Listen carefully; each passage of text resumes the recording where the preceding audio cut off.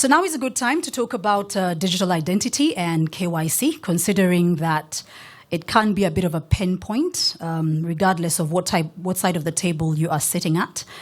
And I have the pleasure of moderating this session, and I'd just like to invite my panelists to join me. My first panelist for this afternoon is Mr. Stephen Mutana, Managing Director, MTN Mobile Money Uganda Limited. He is an experienced business executive with a demonstrated history of transformation of commercial functions in the telecommunications industry. Please make your way up, Stephen. Thank you very much. Then I also have the pleasure of hosting Miss Lucrezia Bitete, known more commonly as Lucy. She's a consultant at Laboremus Uganda Limited, D4D Hub Senior Expert, and GIZ. And now currently Laboremus is developing a product that is providing, that will provide the financial sector in Uganda with the data that is needed, such as verification of national IDs. And we know that that is a major pain point. But also joining us this afternoon is Mark Straub, co-founder and CEO, Smile Identity. He will be joining us online. Now, Mark has spent much of his career trying to help people in underserved markets get access to better opportunities through technology and entrepreneurship. He joins us online from South Africa, and I will take my seat.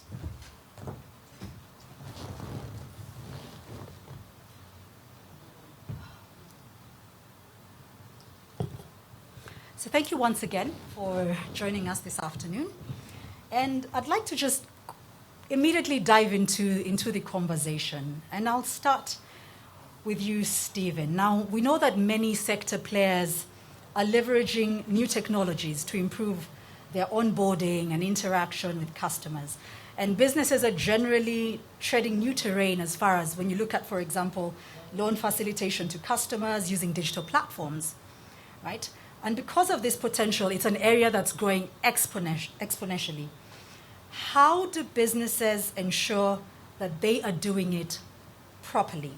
And what are the opportunities that exist for businesses that actually get KYC right? Because we know that KYC is a major pain point, both for the customers and for businesses as well. Yes, thank you, Rukhshana, and good afternoon, everyone. Good morning to some in other parts of the world. So, if you look at KYC in the wider realm of, the world and society, it's all about validation. And there are many reasons for that. Principally security, safety, and that kind of thing. So, having been part of an organization where we were running a business model at one point where we literally had no KYC requirements. And then through time, we got this as part of so many laws that were passed in the jurisdictions in which we do business. And most important, there's been transformation of these requirements over time. I would say that every business has a starting point. And that is basically a process, pretty much a well-defined, you should define a process in terms of how you get to, collect the KYC, assess the KYC or evaluate it, yeah? I mean the customer documentation, assess it, and most importantly, validate it, and then be able to store it and, being able to retrieve it and to use it. So, and it sounds so easy. It sounds so easy, but this whole process is a human process at the end of the day, because depending on different businesses, there may be those that are human touch heavy and those that are less so. And it also depends on the regulation, because I know specifically in many jurisdictions, in order for a customer to onboard, in some of the regulations, they stipulate you must have the person in front of you. Mm-hmm. Now, that alone changes the design and changes the potential capability that you may want to introduce into this. Why? We know that there are advantages with remote registration, where customers can actually self-onboard for certain services. So with that, your scope is basically, due to regulation, is basically narrowed. And of course, there are ways around it. One is obviously engage the regulator and give them confidence in terms of how robust a remote or a non-face-to-face onboarding process would be in an organization. Most importantly, keeping within the principles or the intent of why we undertake the KYC process. So I think for any organization, the principles should be in place, which is basically you must be able to accurately onboard. You must be able to validate a single source of truth. In this country, for many years, until we got access to the NERA database in terms of checking authenticity of national IDs, we were literally doing a less than adequate job. So just that change, to allow you to validate against a source of truth takes you to another level. Now, a number of organizations, as I said, it's a human process or it's a process, would probably transition by maybe automating certain parts of the process as an introduction. So for instance, in this country, that we collect biometrics. We validate biometrics, okay? So there's a scanner. That they take pictures. That there's an API call, or there's a call into a single source of truth to validate the card, the national ID. And then this is the other part, back end, where a number of organizations are collecting images of the forms and all that and storing them. Now, that in itself is a strategic design decision, because it's about the capability of your repository and how you can quickly call upon that information or call upon certain metadata of that information or descriptors of that data. So one could say that today it's a human process, the validation and all that. To the customer, front end, it's about how long does it take for the service to become active. And it's a combination of all these events, including your back end. Now, one could say that the back end can also be further automated, maybe robotic process automation, or use optical character recognition, to pass through the forms and the different documentation and all that. So it's a never-ending process in terms of obviously aligning to regulation, but most important, making sure that you're being as customer-centric as possible as you work within the principles of the intent of KYC. Is this something that is happening now, or is it something that's in the nearby future? As I said, it's something that has happened and continues to happen, and the improvements, because it's an organic thing. Sometimes it's inorganic when certain parameters are set by the regulation. You must, you will, and then you need to transition. But it can be, and it is a source of competitive advantage. Many years ago, when we had just in the telco industry in this country, for example, our onboarding numbers dropped for the entire industry when we're still grappling with how to automate this, how to make it more efficient. And the one that did it fast would obviously have the upside of bringing more customers, or onboarding more customers. So it is an economic decision. It's also a innovation decision, because ultimately it's all about making the lives of those customers as easy as possible when it comes to onboarding, and most important, fulfilling the aims of KYC. Thank you, Stephen. I'd like to bring in Mark at this point, especially because you've sort of hinted on how we can digitize both the front end and the back end. Now, Mark, for all intents and purposes, KYC is obviously absolutely necessary, but the manual nature of the processes, like Stephen has also alluded to, it's still a human process, is definitely killing customer experience. So what are some of the other ways that we can digitalize the customer experience with KYC and anti-money laundering innovations in mind? Yeah, thank you so much for having me. So it's funny because Stephen, there were so many things that Stephen said that I was like, oh, you stole my line. Because this is very much the picture that I had seen before we started Smile Identity. I spent about 10 years as an investor, investing in mostly fintech companies across Africa, but also in India and the United States. And the picture, especially for the last 5 years or so, as I was investing in businesses across Africa, was one of manual processes where consumers would have to either stand in a line or fill out paperwork or show up to some physical location. And inevitably, this slowed down the rate of growth of the companies themselves that we were trying to invest in. And it also resulted in a user experience or a customer experience that suffered. Companies would have to throw what I call the 3 Ps at their users: people, process, or paperwork. And so users became, shall we say, they introduced friction into that user experience.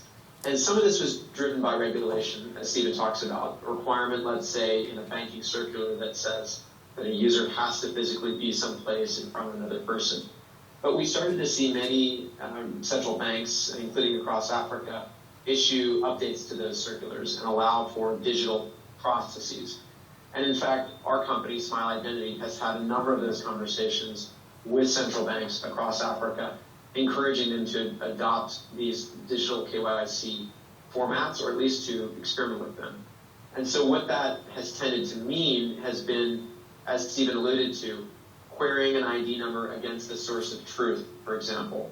So verifying a Uganda national ID or a Kenyan national ID or a South African passport against the ID authority that is relevant for that country. Sometimes that is a national ID. Sometimes it could be private sector identity credentials like a bank account number or a phone number. And then the combination of that credential, so the ID number, with a selfie verified against either a document or verified against a photo that's inside of an ID authority, that combination has proven to be actually quite powerful in terms of enabling a really elegant user experience where the user doesn't have to remember a lot of things, they don't have to fill out lots of forms, and they're able to very quickly complete KYC and move forward with getting access to whatever it is that they want.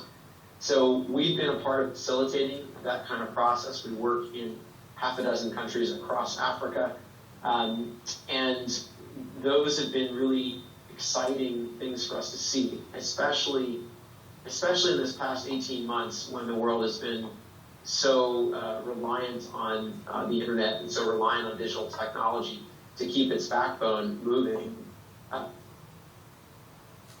We see very wide adoption of these digital KYC solutions, especially in markets like Nigeria, Kenya, South Africa. And now we're very excited to see that Uganda is also moving very clearly in this direction towards the future. Well, thank you so much, Mark. I'd like to turn to you, Lucy. Let's talk about digital identity. How do we create digital IDs for inclusive development? Can you hear me? No, you just need to turn it on. All right. Yes, thank you for the question. Let's just think about what is digital ID, what is a digital ID system? Because I think for many, digital ID is actually really abstract until the moment you actually sit there, maybe as a developer, and you have to actually integrate with something, and you're like, okay, how do I actually do this in practice? So, of course, it is like Stephen has said, it is about verifying ID with a source of truth. So it could be, for example, to say, I have an ID card and I want to find out, is the number valid? Does it exist in the database at NERA? And is it actually, is the information correct? But a digital ID system is not only about verifying identity, because once you start going, there are other things that you need to do in the digital economy space. And all these are also part of an effective national ID system, digital ID system. For example, signing in to a secure location, let's say your e-banking solution. In many countries, there's a unified system to actually have this secure login. For example, in Norway, we have something called Bank ID, which was developed by the private sector, but has now been taken over even by government as one secure way to log in to all your secure spaces. Because at every time you log in, you have to verify that it's you, right? Mm-hmm. And then the last step is about authorization. So, for example, once you're in your e-banking solution, you might have to authorize the transaction. Again, you will have to say that you have to prove that you are who you are. So then we get into things like digital signing and so on and so forth. So these are just some of the examples where a consumer can encounter, services that need to rely on this digital ID infrastructure that needs to be in place. And obviously, for this to work seamlessly, there are many things that happen in the background, like Stephen has said, and all this needs to be effective. It needs to, of course, also be secure, but there are also a couple of other things that need to be there that many people don't seem to think about. For example, a digital ID architecture, it also needs an operational framework. There needs to be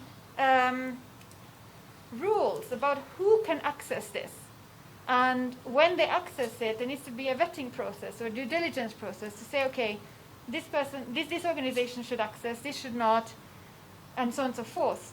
In many countries like India, for example, there are different tiers of access where financial services actually have a preference where they actually they are given more information from the ID database than other organizations because it's considered in the national interest that banks and financial services who are providing credit actually have the access to this information. So there's this whole governance structure that needs to be present around the national ID architecture. And then on top of that, just the business aspects, because actually in many countries this is also an economy in itself. Companies, banks, fintechs, they pay per request. But all this needs to be handled. So there needs to be customer support, there needs to be billing, there needs to be payments, so that all this can run seamlessly. And other countries, like again India, have shown that the companies that have built upon the national ID system in India has created a $1 billion industry in itself, actually, adding value to the national ID, the digital ID services with other services to run. And of course, the last thing is that it needs to be trusted. So the data in the database itself needs to be trusted and updated, of course, and it needs to be secure. So I think we have talked a lot about data protection before today, but obviously there need to be guidelines and safeguards in place. And I recently joined a project called the D4D Hub under the European Commission, and a part of the work under that project is also to support national governments across Africa in developing good policy frameworks and strategies around creating some of this key infrastructure that needs to be in place for a lot of other things to work smoothly. Maybe as a follow-up question, how are we doing as a country along that journey? As you know, Laboremas is currently working on a project called the KYC project. It is funded by FSDU and also the banks through the Uganda Bankers Association. And what we are doing in that project is that we are developing a platform for the financial sector, primarily currently the banks that are members of UBA, to access the NERA database for specifically that reason. I would say that we have come a long way already in enabling that in itself, and it was largely also thanks to the banks who came together, and I think that's a great also and actually work together with Bank of Uganda, with the regulator. So again, it shows like a lot of unity in the financial sector to be able to come together and put this project to life. Of course, there are still a couple of challenges. I've already mentioned some of them around, governance and structure. But I think the foundational pieces are there already. We have the national ID database already. And actually, Uganda saw one of the fastest registration processes in Africa in terms of actually registering people for national ID. So that means that there is a large part of the population that has a national ID, and all that is very helpful. So now it's about seeing, okay, how can we develop this further? And I think the biggest question, of course, also for this conference is how can we also make sure that companies like Fintechs get access, as well as the other institutions like Tier 4 institutions that are not regulated under the Bank of Uganda and not members of Uganda Bankers Association. How do we ensure that they also get access to this? Okay, thank you so much, Lucy. I'd just like us to focus a little bit on customers. And major issue for customers, even as we talk about automating processes and digitalization and the future, is the issue of security, which we've spoken about earlier in the day. How do we offer customers more security or a greater sense of security and comfort for them to be able to transact using digital channels? Stephen. Thank you, Roxana. So the whole principle around customer safety and security, I think, starts with education. And this is one of the key pillars of consumer protection. That people are aware of the dangers and call it the risks. Okay, to put them in a position to sustainably use the service. Again, easier said than done because we're dealing with different levels of literacy, both digital literacy and literacy in general. Mm-hmm. So I think it's one of those things that or aspects that you evolve with, but you should never get tired of doing. So, for instance, in this COVID pandemic, where we've seen, I think as Mark mentioned, a lot of movement online, we've also seen an upsurge in fraud, Sure. And a lot of this is around, the basic fraud, social engineering, where the fraudsters are trying to get access to PINs and that kind of thing. So there's a lot of education around, for instance, PINs, how to safeguard them, how to set up one, trying not to use repetitive, numbers and that kind of thing. Of course, some of these are built into the applications because it would fail. But you have to create a balance between how hard or complex you make it vis-a-vis how easy it is for the customer to remember it. Because again, to Mark's point, you create effort because they'll forget, they'll come in. They'll forget, they'll come in, So education is key. That's one. Then number two, again, as part of the wider ecosystem, to make the whole thing safe, there's also, at a broad level, you monitor suspicious transactions.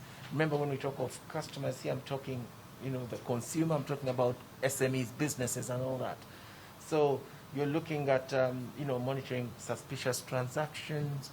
Then there's building in some safeguards, especially for small, medium enterprises and other businesses anyway, around limits, around flagging, trends, things that are out of trend, that kind of thing.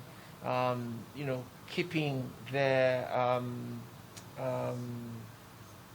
software up to date and that kind of thing. So, the amazing thing around these ecosystems is that you can't just focus on yourself and say, I'm safe. Mm-hmm. You're only as safe as the weakest link in the interconnected chain. So there's a lot of collaboration with other ecosystem players to just make sure that we achieve a sustainable standard of hygiene, if you want to call it that, or security, so that overall we are safer. And of course, there's the sharing of information around any new patterns and that kind of thing. But ultimately, for the consumers, I think it's really around education and keeping, and by that education, it's not just telling them, but also getting creative ways in which you package it in stories or conversations that they can easily assimilate. So, for instance, you take the agents, for instance, in the mobile money ecosystem where the cash in and cash outs are done. They're part of WhatsApp groups, so we've had to create little, call it minute and a half skits on video, just putting the message across and showing them the new techniques of the fraudsters and that kind of thing. And then for customers, again, using the channel they're in, WhatsApp, or if they call into a call center, you send them, maybe an SMS in their language, depending on how many you support in the call center, or an IVR resource they can call into, or even app notifications for those who have smartphones. And you just kind of keep it fresh and keep it real for them in order to make sure that they don't become victims.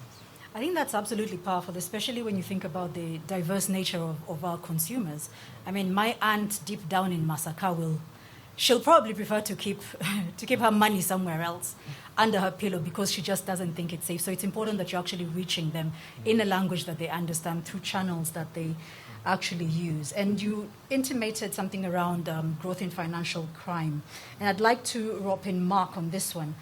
Talk to us about RegTech in terms of improving anti-money laundering and financial crime risk, that is screening, sanctions, and basically reducing false positives. Sure. So I think just to build on the last comments that Stephen was making, so much of security and user experience is about design, and the communication that you present to the consumer in the interface or in the language or in the method that they expected or that they would most like to receive it. I think similarly when you get into access to financial services more broadly internationally, you now start running into these requirements of AML or anti-money laundering checks, sanction screening checks, watch list checks. And consumers may want to be able to participate in a remittance service or to purchase something online in an e-commerce transaction. But internationally, many geographies, and this is very common we've seen across Africa, countries get locked out entirely from different services. And they get locked out because international payment providers or international banks just decide we're not going to deal with the risk. We're just going to block anything that comes with a, let's say, Nigerian IP address or anything that's from these geographies. If we can't validate the consumer, we're just going to lock them out. And that's, of course, one of the things that we've seen is a real problem and we're trying to solve. And the way you solve it is by adding some additional checks and meeting the guidelines that, let's say, international banking standards require. So things like a sanction screen is checking, for example, with a UN Security Council sanctions list, or a watch list might be checking with US or European or local sanctions screening checklists across a given continent, like Africa or Europe, or in a specific country. So these checks can be done on top of a national ID system. So kind of building on what Lucretia was saying, when you have a national ID system and it's foundational and it's accepted and it's easy to query, and let's say the banks or the fintechs are able to make use of it, on top of that you can build in these sanction screening checks or watch list checks. And when you can meet all of these different checks and do it in 5 seconds or 6 seconds because it's tied to an API, and it's tied to a digital banking experience. Now a consumer can start participating in the global economy.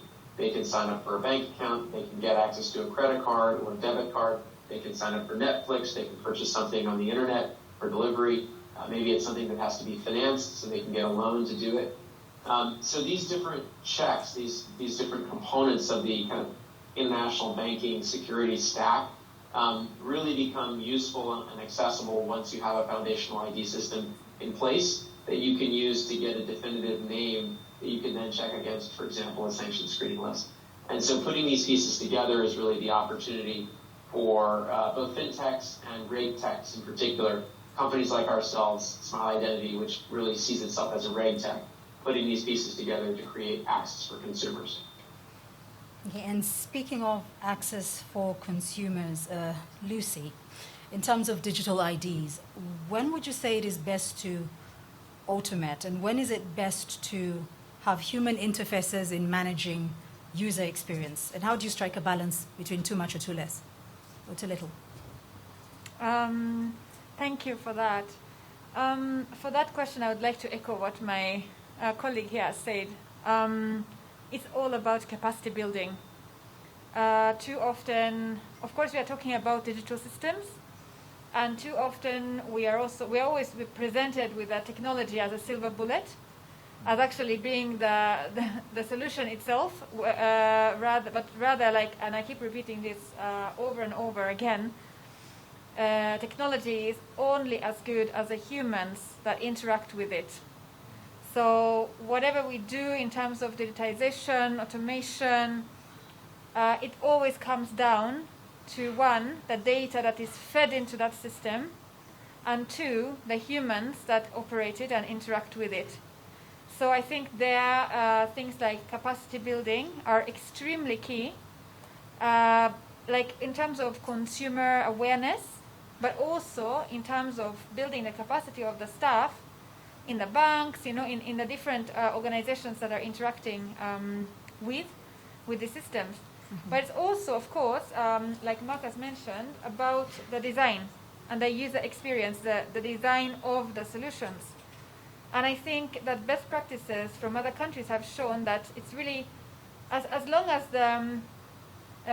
there's a unified architecture that works well for everybody at the foundational level, the private sector is really the best when it comes to innovating and adapting user experience to the different use cases. And there's so many use cases. I mean, there are fintechs that build their entire business model around only one particular use case, like, for example, Smile Technologies, or like Laboremas, that is now trying to create a platform where we provide all the data that is needed for credit processing in different financial institutions. So not actually building a credit processing systems, but actually a platform that provides the data that needs to be fed into the different credit processes, and doing this in a much faster and more efficient way, so that a credit decision can actually be reached within 2 days as opposed to maybe 3 months. So I think it's really important to study all these different use cases, because there are so many. When it comes to national ID, the financial sector is not the only sector. National ID has a huge role to play in sectors like social protection, healthcare, insurance. There's so many other sectors, but each of these sectors will have their own very specific user experiences. So it's very important to study them very carefully and to build technology that responds to each and to all the finesses and details of what the users can expect. And that's also where the competitive advantage lies. I mean, you can experience from other markets can show us, but even in Uganda, I guess, for example, we have all these payment apps, but the one that finally wins is the one that makes the experience the most smooth possible. And I'm sorry to say that the telecoms really have a way to go, or MTN and Airtel, because their apps, in my experience, are really not up to speed in terms of what they could have done by just using the data that they have access to. And that's why you now have other competitors like Wave coming into the picture, that might not have, a SIM card, but they actually have a much superior user experience. So maybe that's just some food for thought for some of the listeners today. Okay, very, very valid point. So we'll take a couple of questions from our audience.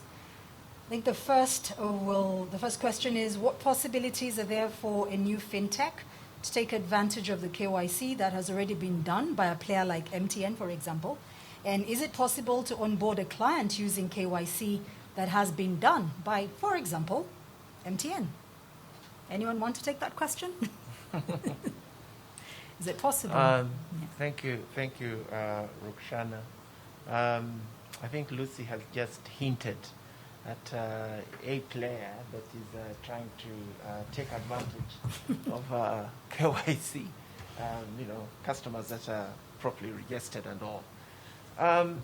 Look, and I think you mentioned it at the very start, and Lucy hinted on the very same issue when she gave the example of, I think in India, where the financial sector gets access to a bit more data than the other sectors.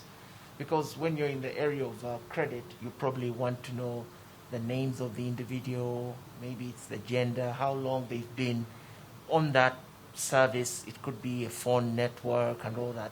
Because all that may add up to what you need within your algorithm to score this entity for different levels of credit and that kind of thing. So in one form or the other, any entity that is involved in, say, mobile unsecured loans is using a certain level of KYC and hopefully of a good quality. Now, MTN in particular, a few years ago, launched the Open API platform. So basically, we're trying to make it easier, faster for entities to integrate with us. Now, the first wave of capabilities we put on that platform were around remittances, payments, collections, and that kind of thing. Most recently, we've brought in a new suite of capabilities, of which KYC as a service is one of those. And to Lucy's nuance and subtlety there, so the capability exists, and there are a multitude of of use cases there. For instance, there are people who want to lend to one gender. It could be that they believe women pay back much better than men. So they would probably pick that as a field, what's your gender? That kind of thing. The people may want to lend in a certain geographical element. And as Mark pointed out, you can actually put other data on top of the KYC mandatory data, to create new opportunities. So I think the point I want to make that Lucy did state in the India scenario is there's a responsibility that comes with accessing certain elements or fields of KYC. Obviously, there's within it must all be done within the auspices of the law, the Data Protection and Privacy Act, and of course the player that is utilizing it must work within boundaries, so that overall they are compliant and they're able to offer sustainable service. So yes, in short, the capability exists, and a host of use cases can be supported. Thank you so much, Stephen. We have another question coming through. And that question is, how well is NIRA faring in an environment where the disruption pace clearly does not match government priorities in terms of the investment needed to, at the very least, keep pace? Now, you're working on a project with NIRA. Lucy, do you want to take this? And I know you sort of intimated on where we are at as a country. So would you like to take this question? Can you repeat it, quick? How well is NIRA faring in an environment where the disruption pace clearly doesn't match government priorities in terms of the investment needed to, at the very least, keep pace? Okay. Well, I think the person who asked the question probably had a bad experience, maybe with NIRA, to put it in that way. But of course, I wouldn't say that NIRA is not keeping pace, because if you compare it to other countries in Africa, I mean, we are already at the point where we are in Uganda having a database that is an API that is there and that is being exposed. So, of course, I think the challenge is that NIRA itself as an organization, it has a lot of challenges, starting with ROPA, which is the act that is the foundational act for NIRA, which has some discrepancy, you can say, with compared to other countries, and also a lot of gray areas and areas that are not clearly defined. So obviously, NIRA itself also has a difficult starting point, I would say. But I think that within who they are, and I think now they are under a new management, Dr. Rosemary Kisembo. Herself, she is from an IT background, which is, of course, a huge advantage for somebody who is managing a database. You have to remember that NIRA also has a lot of other responsibilities in terms of registering and having a lot of outreach in terms of issuing cards and all those processes. So this is not their core business, but still it is a very important one for the area of digital transformation and the digital economy. I think really what is needed is to, like I mentioned before, is the whole aspect of governance of this database. You know, how can we strengthen the framework within how the different players can access the information? How can we make that more clear? How can we make it more? So how can we make it? And here I think in the morning we talked about how the Payment Act has actually made it more predictable, safer, and by giving structure to something that was not structured. So I think a similar process is needed here. Getting more structure so that it is also safe and secure. It is clear who accesses. There's a vetting process of who will access, and also their security standards. There are some very promising signs of this by NIRA cooperating closely with NITA, who has already put in place platforms that we also heard about earlier today. But again, there's this last bit of making it operational, getting the governance right, getting the business aspects right. How do you actually pay for this in a way that is effective and it's not very administratively heavy for the consumers? And also, how do we make this now accessible to entities that do not have the hardware and the capacity like the banks?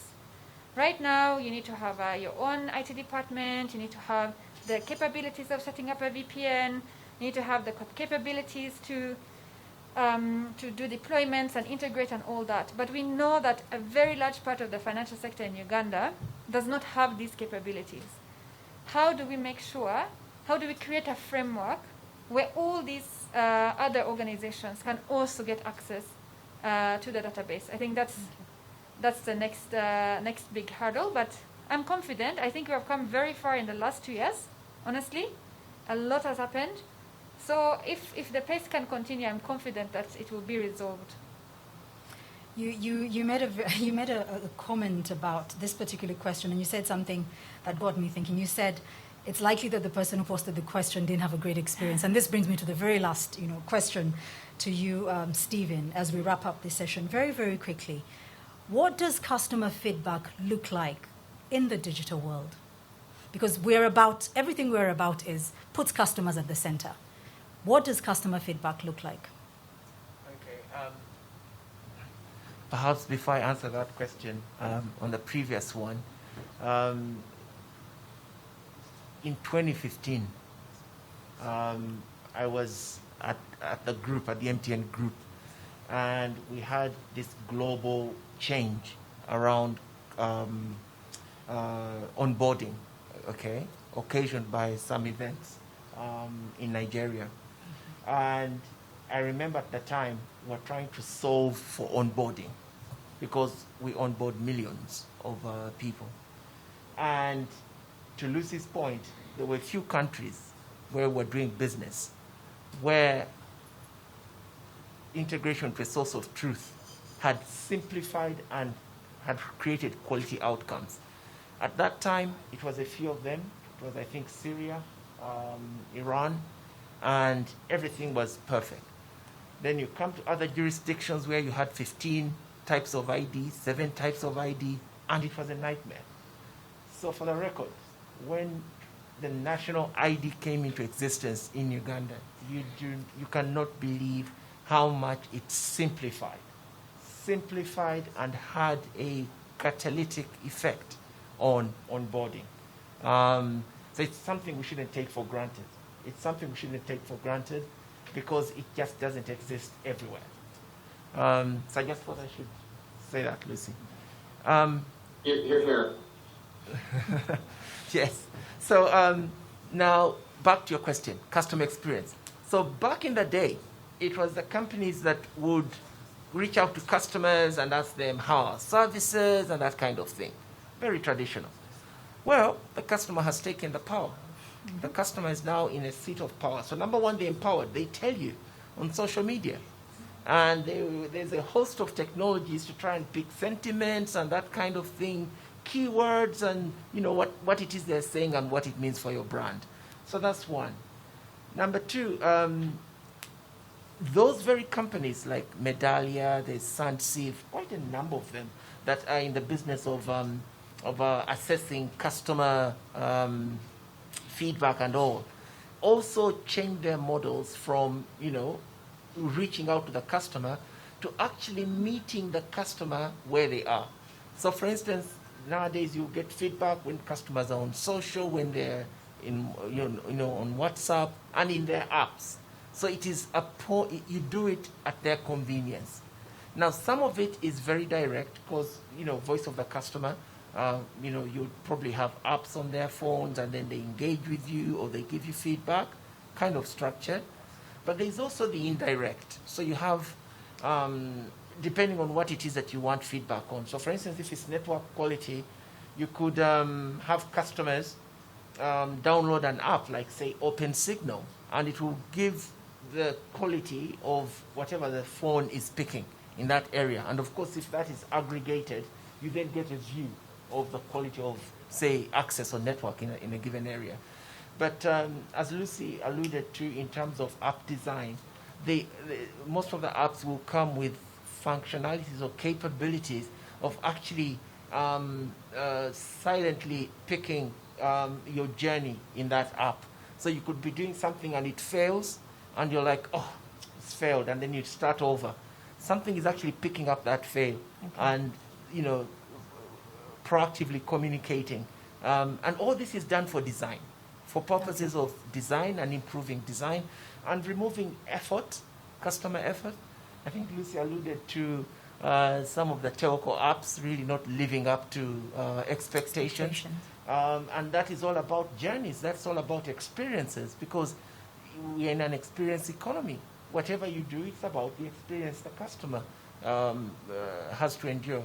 And it will either make them consume consistently or decide not to continue consuming with you or take their business elsewhere. So in a nutshell, the technologies, we've moved from the traditional call-outs, and yes, we do use some of the more traditional ones of, some kind of group you call customers in and talk to them. But increasingly, and as part of a robust business operation, you do use a lot of data coming through from the apps or where the customers are. The other one is actually looking at we call it digital exhaust, what people are actually doing when they do life. And from there, you can actually pick up a lot of insights, especially around journeys, around experiences that it lies just across so much organizational data. And it's about, do you have the analytic capability and do you have the big data capability to bring almost disparate bits of data together to create that customer's reality and hence pick insights. Okay, thank you so much, Stephen. And that's a perfect point to bring this conversation to a close. I'd like to say thank you, Stephen, Lucy, and Mark, for joining us for this conversation on digital identity and KYC this afternoon. So we'd like to just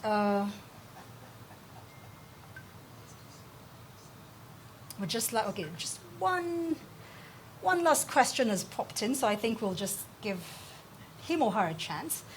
So the question is, Government of Uganda plans to phase out the current national IDs by 2024 and replace them with electronic ones.